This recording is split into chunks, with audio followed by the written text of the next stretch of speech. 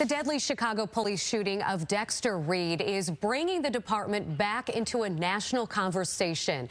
The preliminary investigation shows Reed fired at police first. In response, police fired nearly 100 rounds in less than a minute during that traffic stop. Joining us to talk more about this morning is Craig Futterman with the University of Chicago Law School. Craig is a clinical professor of law and heads a Civil Rights and Police Accountability Project. Thanks for being here this morning. It's a pleasure. Thanks for having me. Now, there are a lot of unanswered questions surrounding this shooting, so let's start with police accountability. COPA released this video just 19 days after the shooting, so what does this say about their efforts for transparency? COPA should be commended for that. If I take us back 10 years ago when I first got that call from someone from within law enforcement about the shooting and killing of 17-year-old Laquan McDonald, we had to fight and force the city and sue them in court for more than a year before we forced that video to be released. Now it is a matter of standard policy and practice. And so I think we're in an incredibly different place than we were 10 years ago. 10 years ago, we couldn't imagine ever seeing this video, perhaps not for a couple years, if ever. Now the expectation is transparency. When there is a serious incident, public interest, COPA has the responsibility to try to release that as soon as possible. In this case, they worked mightily hard and obviously did. Craig, after the shooting of Laquan McDonald, which you just mentioned there, a federal consent decree was implemented. What are your thoughts about the Chicago Police Department fulfilling these promises? Because last we heard, I mean, it's been years and there's only been a fraction of them, of the boxes checked. Yeah, that's among the things that's most disappointing. The consent decree created and still has created the opportunity for there to be real and meaningful change in Chicago, to actually address a many-decade-long history of unjustified police violence, particularly targeted toward Black people. This, what happened in this video is a stark reminder of how far we have to go.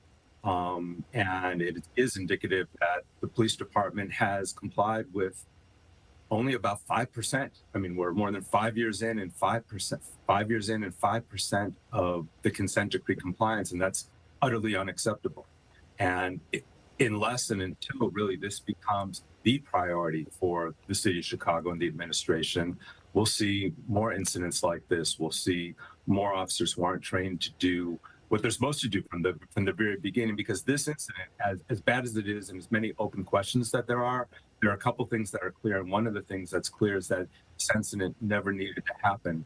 There wouldn't be a police officer who's hurt and who could have possibly been killed, wouldn't have put the lives of the neighbors, families that live there in jeopardy, and Dexter Reed would also be alive today.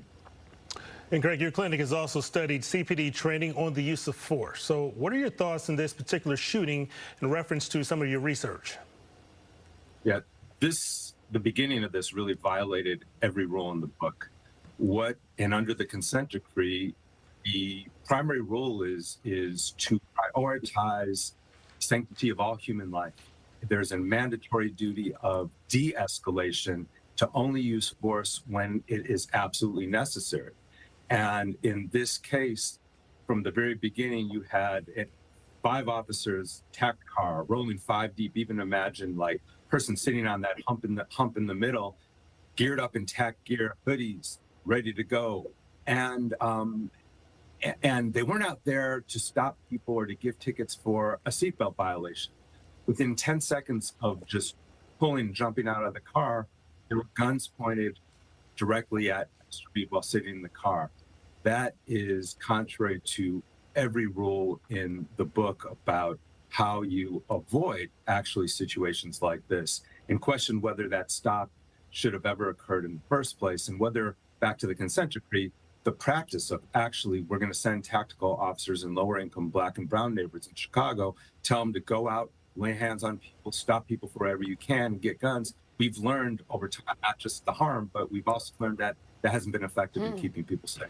Boy, I think that's one of the most important nuggets of this interview. Craig, thank you so much for your insight on this issue, and we hope to learn more information about this specific case as COPA continues to investigate. Thank you, Craig. Thank you so much for having me.